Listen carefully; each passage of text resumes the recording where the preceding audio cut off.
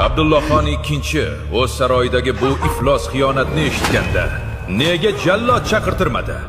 Xoinning ismi arabiy qushchi edi. Abdullaxon barcha beklardan ustun qo'ygan bu inson o'z xaloskoriga qarshi qonli fitna pishitdi. Xiyonat fosh bo'lganda butun saroy bu xoinning terisi, tiriklayin shilinishini kutgan edi.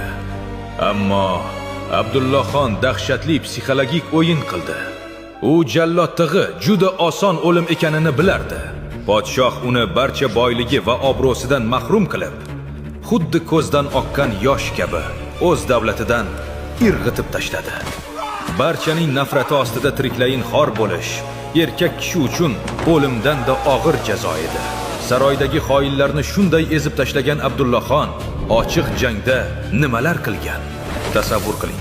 Dushman keng Jayhun daryosining narigi qirg'og'ini egallab, bitta ham jonzotni o'tkazmasa nima qilish kerak?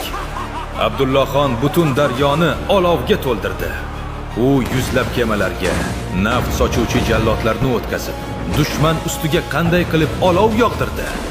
Dushmanni tiriklayin kuydirib, Termizni tiz cho'ktirgan dahshatli kema taktikasi keyingi qismda. O'tkazib yubormaslik uchun hoziroq obuna bo'ling.